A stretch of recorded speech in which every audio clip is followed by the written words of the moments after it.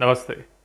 तो आज नक्षत्र सीरीज़ शुरू करने के पहले ये हमारा एक प्री कैप वीडियो है कि आने वाले 27 नक्षत्रों के बारे में जो हम बात करेंगे वो एग्जैक्टली क्या होने वाले हैं, क्योंकि काफ़ी लोगों को आइडिया नहीं है। तो उन्होंने हमसे रिक्वेस्ट की कि नक्षत्र सीरीज शुरू होने के पहले हमको एक आइडिया तो दो, नक्षत्र क्या, कैसे, किस बारे में।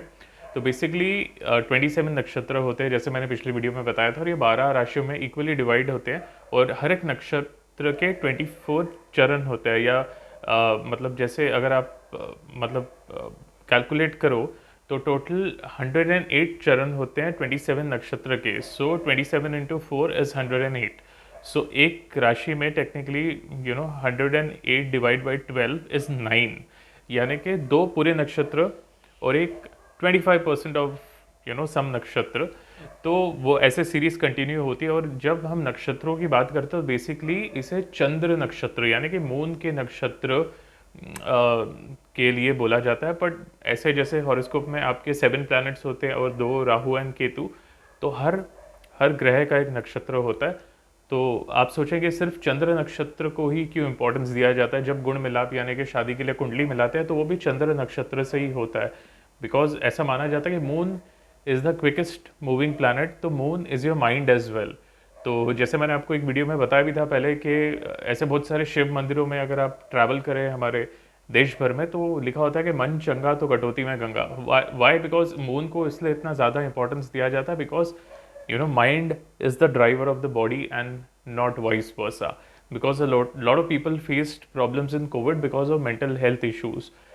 तो इसलिए मून का यानी कि माइंड का अच्छा होना बहुत ज़रूरी है। पर इसका ये मतलब नहीं कि बाकी 8 ग्रह मून के अलावा इंपॉर्टेंट नहीं है। आपका जो राइजिंग साइन होता है यानी फर्स्ट हाउस इन द कुंडली, वो नक्षत्र भी बहुत इंपॉर्टेंट है। और बाकी नवग्रह जो हैं वो तो इम्पोर्टेंट है ही।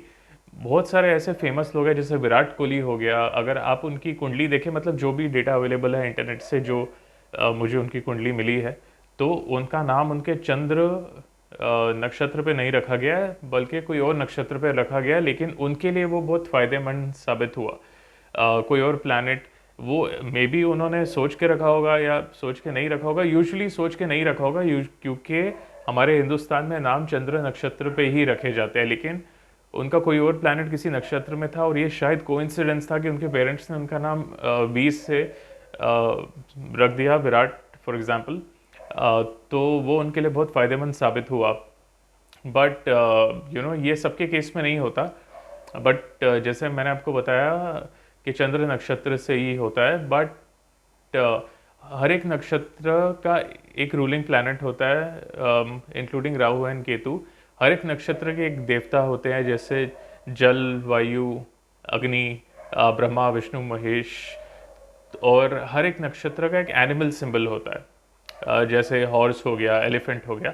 तो उसका क्या इंपॉर्टेंस होता है ये हम आने वाली अभी जो अगले ब्लॉग से हम जो नक्षत्र की सीरीज के बारे में बात करेंगे, अश्विनी से लेके रेवती तक 27 नक्षत्रों के बारे में।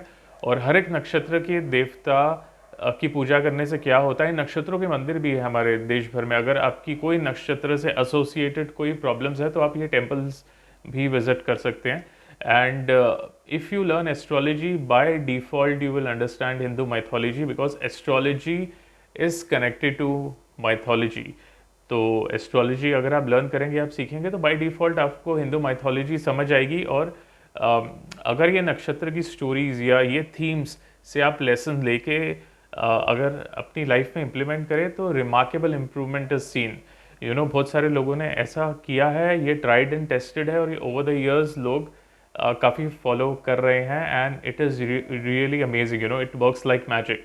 तो ये एक प्री कैप था आने वाली सीरीज़ के बारे में, बिकॉज काफ़ी लोगों को आइडिया नहीं था कि नक्षत्र क्या होता है, कैसे होता है और क्या करते हैं, इसका उपयोग कैसे करें। तो we'll start from the next vlog. I wanted to actually start from this vlog, but anyways I had to give this recap. So we'll start from the next astrological vlog, beginning from Ashwini right up till Revati।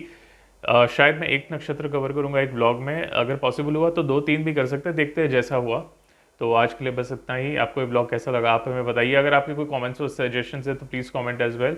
तब तक देखते रहिए, like, share, subscribe, और मिलते हैं अगले blog में new series के साथ। नमस्ते।